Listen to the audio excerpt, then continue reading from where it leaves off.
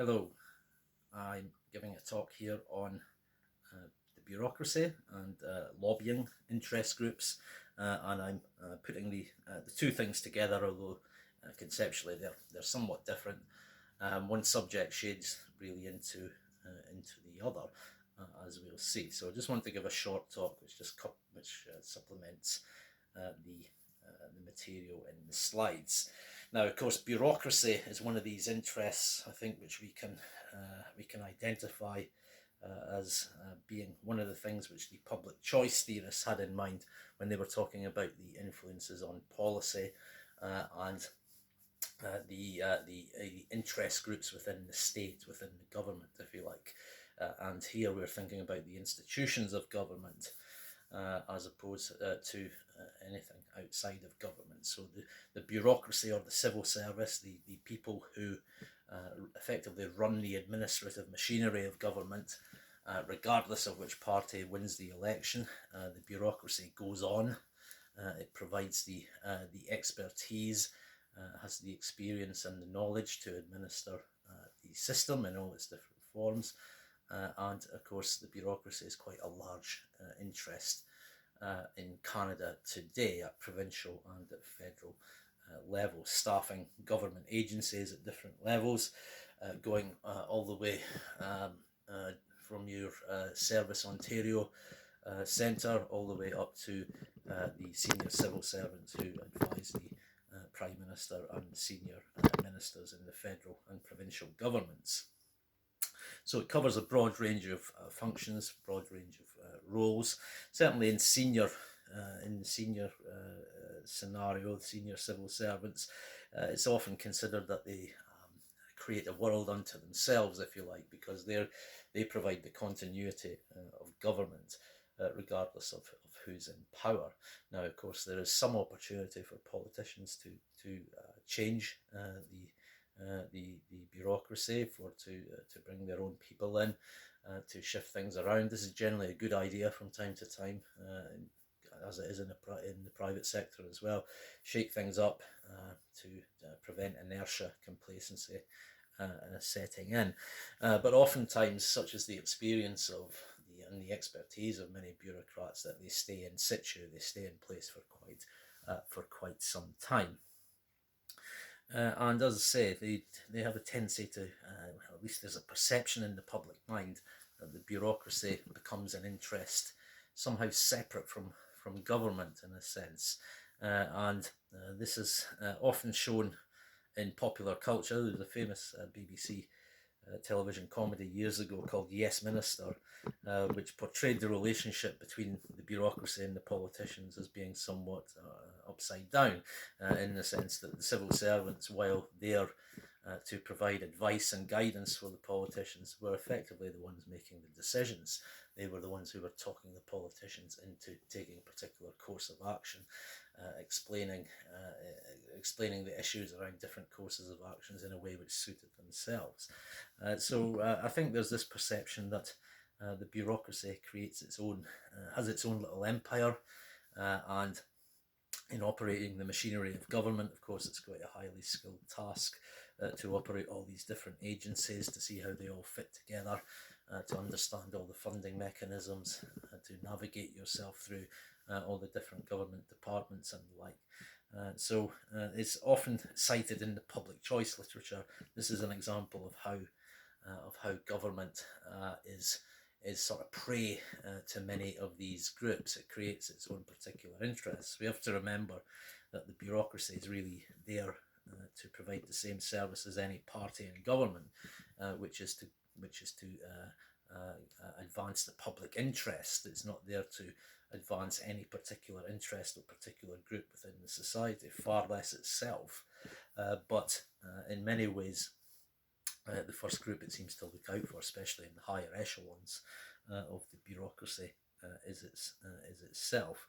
And of course, having this expert role, bureaucrats and sometimes what are called exempt staff, which are political advisors, guides who are attached to government departments, somewhat separate from the bureaucracy, but they interlink with it at times. they can be a problem in terms of the legitimacy of government and the transparency and accountability of government. And there's been some recent legislation relating to these people, because often what was happening was they were attached to governments for a period of time, and then they would, once they were out of power, or the party was out of power and went into opposition, then they would take lucrative lobbying jobs in the private sector.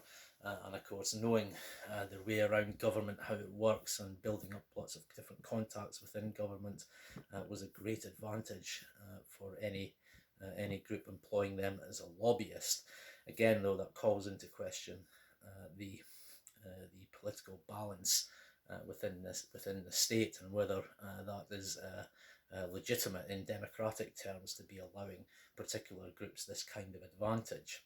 So that leads into this idea of lobbying and interest groups, and there's now, of course, restrictions on lobbyists. There's a register of interests which lobbyists have to adhere to. They have to indicate who they're working for. Of course, many corporations have their own in-house lobbyist group. Effectively, they have their own department within the company which does that. But of course, you also have third-party groups, particular lobbyists who are purely that's their sole purpose, their sole business, lobbying and consultancy work with politicians. And it's a fact of life that they exist in a democratic state. Now, on the one hand, you can say it's perfectly legitimate for lobbying to take place. It has an educative role, if you like, and this is often how it's couched by people who defend lobbyists, who say that they're educating politicians on particular issues. They're providing expert advice, expert guidance, and they have a particular knowledge of particular sectors or issues which are useful to inform politicians. This is part of the transmission of knowledge in a democratic state. This is so. The positive view of this is that it's a process which is informative for politicians, beneficial in terms of the decision-making process, and in that way will benefit the wider society. Politicians will make better decisions based on the efficiency and the volume of information they're receiving. Now, of course, that's not all lobbyists do, and the main raison d'etre, reason for their existence, is to lobby for a particular group, whether it be a professional association, an economic interest group, an advocacy group, whether that's social, economic, cultural. It can take so many different forms. Hundreds of lobby groups. Virtually any interest in any sector will have some kind of lobbying component to it. As I say, I think there's a view that makes it perfectly legitimate to do so, but of course, there's always the temptation for this relationship to become too cozy between lobbyists and politicians. And also, of course, there are strict guidelines on things like gifts and donations. But of course, there are always ways around this, and there's always this suspicion that there's a lot of backstairs deals going on, lots of intrigue, and hints at bribery and corruption going on. Of course, it's always gone on in a sense, but now, of course, with politics and government and business being under increasing scrutiny, it's important for everything to be seen to be done as it should be done, and there's no doubt that we now value accountability and transparency in a much higher degree than we previously did. So when things are revealed, when corrupt bargains have been made, when illegitimate influence has been used, then there's a public outcry, and this has been especially true in the past few years of what we might call corporate welfare, where government has been accused of favouring particular groups or favouring particular sectors, One can think of Bombardier, the aircraft manufacturer in Quebec, receiving billions of taxpayer dollars. The conditions under which that aid has been given, often not revealed to the public, so a definite transparency issue there. And also the famous one, of course, with the SNC Lavalin, with the Liberal government before the election last year, which was revealed of prime ministerial influence in the award of contracts, or trying to intervene in the judicial process relating to sanctions which the company was alleged to have broken, and so therefore there were punitive measures against this company. But Trudeau seemed to be intervening to try and prevent that happening. He claimed on the basis that he was protecting jobs and trying to ensure that the ordinary workers were not penalised by the actions of some of the executives of the company, but it did leave a slightly bad taste in the mouth. It seemed like undue influence had been used by one part of the government against another. Obviously, the highest official in the government, the Prime Minister, and the Prime Minister's office. So corporate welfare is a problem in any state, and rent seeking as well. Of course, this idea of businesses, companies especially, looking for particular advantages, looking for money from the government, unearned income, effectively looking for money on the basis of grants or subsidies or loans or partiality in awarding contracts, these kind of things. Rent seeking has many different forms, but really it's alluding to wealth or income which has been gained from the public purse without any advantages accruing to the wider society. So very problematic indeed. Now, when it comes to the relationship between business and government in terms of the political parties, we've had recent legislation in Canada. Things have been tightened up quite considerably to prevent corporate bodies, such as actual corporations, companies, and labour unions as well, from donating to political parties. There are now strict limitations on these donations, and even individual donations are capped as well. So that's dictated a change in political strategy for the parties. They now have to try and acquire broad support, individual membership, and rely on the volume rather than large donations from very rich benefactors, if you like. It's now all about tapping into the funds of the general public and receiving kind of small donations from a large number of people.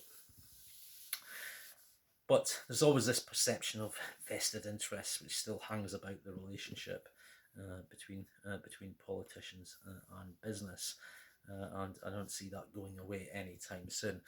In the US, things have gone actually the opposite direction, where we have these PACs, political action committees, which are a kind of back channel for funding political parties, and that's led to lots of accusations of dark money, foreign money coming into elections. You'll all know about the Russia probe in the US, and of course all complicated by now the internet as well, which of course is another complicating factor in trying to monitor, trying to supervise funding for political parties.